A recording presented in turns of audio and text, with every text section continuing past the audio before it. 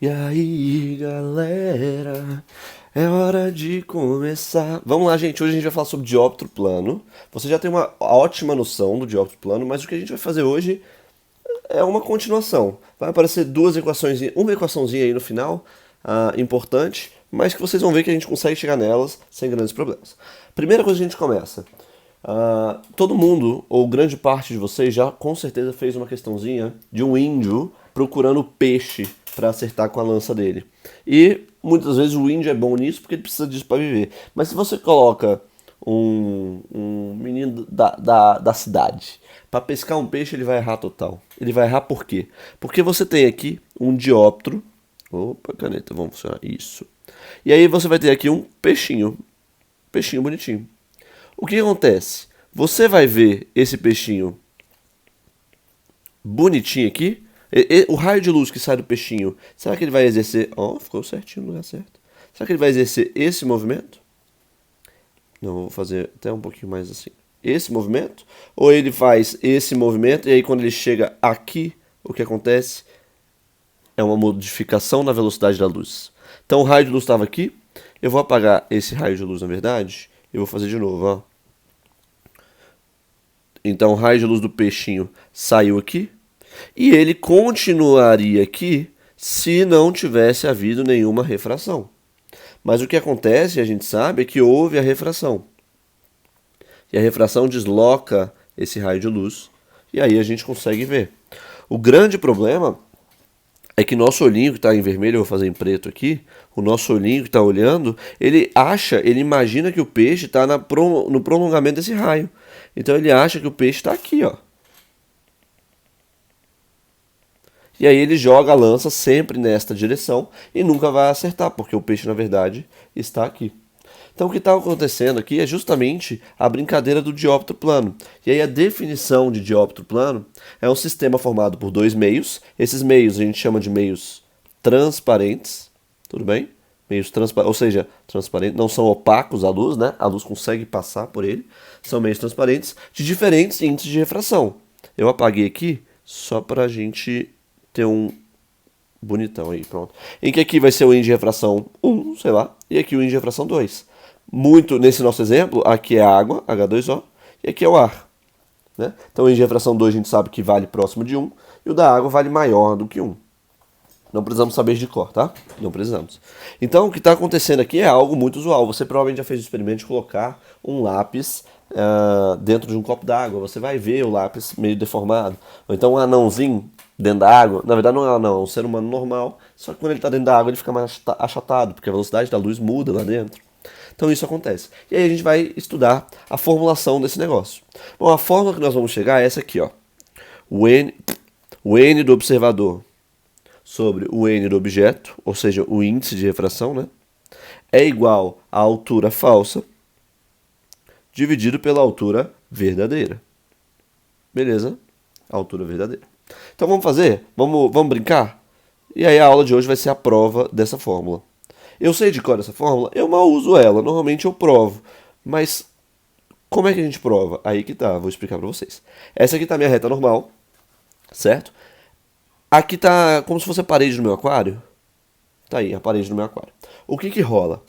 Um raio de luz vai sair daqui, ó. Vai sair desse ponto aqui. Pode ser meu peixe, sei lá. Vai sair daí. Eu não quero 45 de acho. Tá bom, vai 45 então. Tá aí. Um raio de luz saiu por aqui. Só que a gente sabe que aqui é o meio 1, que é a nossa água. Meio 1, índice de refração 1. É onde está meu objeto. Certo? Ou seja, a minha altura verdadeira é essa aqui, ó. H verdadeiro. Ah, não, vai cortar. Verdadeiro. Ficou péssimo. H verdadeiro. Mas o que vai acontecer aqui? O raio de luz, ele se afasta da normal. Já estudamos isso, né? Ele se afasta da normal, produzindo algo desse tipo. E aí o que nós vemos aqui é o prolongamento desse raio. E o que nós enxergamos é uma altura diferente da altura real. A altura do peixe, por exemplo, que a gente observa, é essa altura que é o H falso. H falso. Eu não gostei desse verdadeiro, tá muito feio. Eu vou escrever H verdadeiro. Pronto, verdadeiro. Tá lá. Minha irmã está gritando no quarto ao lado. Eu já falei que eu estou gravando. E aqui é nosso meio 2. Meio 2 com índice de refração N2. Beleza? Show de bola? Deu para entender? Então a gente vai achar uma relação entre esse H falso e esse H verdadeiro com esse índice de refração e esse índice de refração. É isso que a gente vai fazer hoje, sem grandes problemas. Então vamos aplicar a lei de Snell? Qual que é a lei de Snell mesmo? Caraca, eu sempre esqueço. É V do meio 1, a velocidade pelo V do meio 2, lambda do meio 1 pelo lambda do meio 2. Eu posso colocar a frequência do meio 1 pela frequência do meio... Não pode. Errado. Ó, tá vendo que isso é errado? Não pode. Por que não pode? Porque a frequência depende apenas da fonte. Sempre, sempre, sempre. Gente, outra coisa. O objeto não está emitindo luz. Pelo menos pode ser um objeto que emita luz, pode. Mas se for um peixe, o peixe não está emitindo luz, né? Ele está refletindo uma luz que chegou até ele. Pode ter chegado por aqui, por exemplo. Enfim. É reflexão, né? Por isso que a gente enxerga as coisas. Seno de θ1 sobre o seno de θ2 igual a, N2 por N1. Beleza? Vamos só dar nomes aos bois. Esse cara aqui é o nosso θ1. Esse cara aqui com a normal é o nosso θ2. Beleza? Então vamos lá. Vamos chamar esse valor aqui, ó, de, sei lá, G de Gustavo? Não, vamos chamar de X.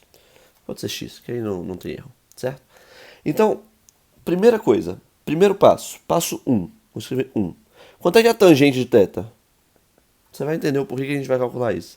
Quanto é que é a tangente de θ? A tangente de θ, qual θ que eu quero, né? A tangente de θ2. θ2. A tangente de θ2. Por que a gente vai analisar a tangente de θ2? Você concorda que θ2 é este ângulo aqui, ó? θ2? Faz sentido? Faz sentido?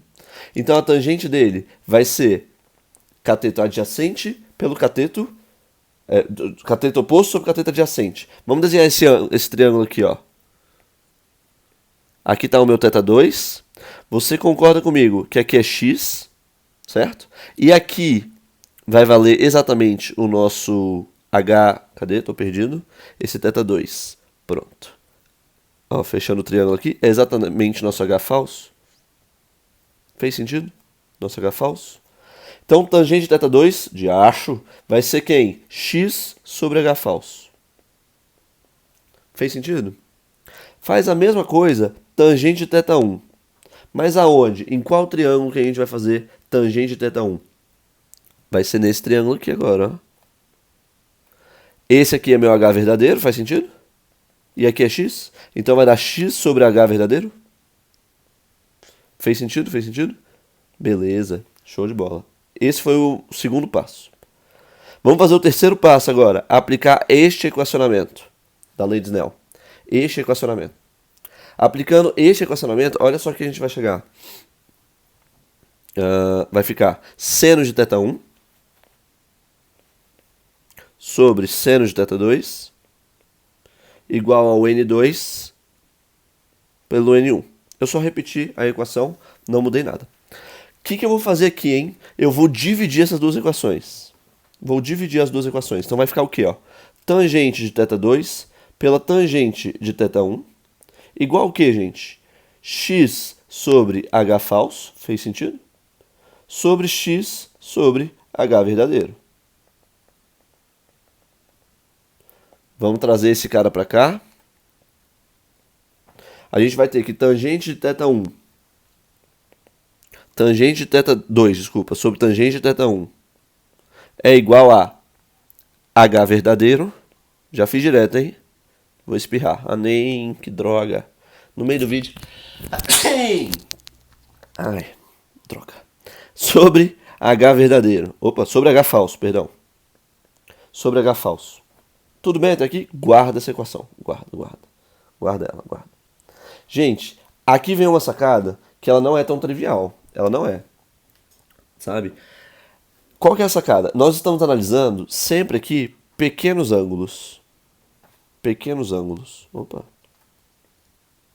E para pequenos ângulos, existe uma aproximação que a gente fala que a tangente do ângulo θ, ela é muito próxima do seno de um ângulo θ.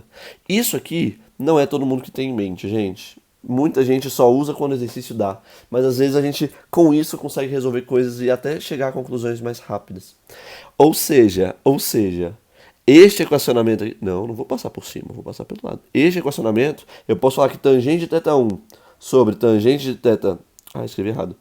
θ2 em cima, né? Tangente de θ2 sobre tangente de θ1 é igual a seno de θ2 sobre o seno de θ1. E isso é igual a H verdadeiro sobre H falso. Só que você sabe pela lei de Snell que seno de θ1 por seno de θ2 é igual a N2 por N1. Só que aqui eu quero o contrário. Cuidado, hein? Cuidado. Eu quero seno de θ2 sobre θ1. É o contrário do que está aqui, certo? Então vai ficar N1 por N2. Então eu posso igualar isso aqui a N1 por N2. Pronto. Acabamos nossa aulinha de hoje. Resumo da ópera. Resumo da ópera. Deixa eu pegar uma corzinha mais bonita. Verde. Gosto de verde. Esta aqui é uma equação gigante, que o que importa mesmo, que os alunos às vezes decoram, é isso aqui, né? Eu não acho interessante a gente decorar, mas lógico, você teria que lembrar disso aqui, que não é tão trivial, não é tão fácil. Se você fizer análise no círculo trigonométrico, você vai entender o porquê, tá? Porque a tangente é justamente a distância até a reta tangente, né? E aí o H verdadeiro pelo H falso é igual a N1 sobre N2. Lembrando que N1 para o desenho é onde está meu objeto, que ele chama de N objeto, e N2 é onde está o observador, que é chamado de N observador. Então N1, a gente também pode escrever isso aqui como sendo N1, N objeto, pelo N observador. Vamos ver se bateu com a equação que eu falei que a gente ia chegar. Essa aqui, ó. Observador pelo objeto, H falso sobre H verdadeiro. Observador pelo objeto, isso aqui é igual a H falso sobre verdadeiro. Está ao contrário, né? Em cima e embaixo dos dois lados, mas é a mesma equação. Resposta, resumo, H verdadeiro sobre o H falso é igualzinho a N do objeto, né? N1, objeto, sobre o N2, que é o N do observador. Pronto. Com isso a gente finaliza a nossa aulinha de hoje, com mais uma implementação dentro da refração. Só um comentário, vocês estão percebendo que difração é muito importante, né?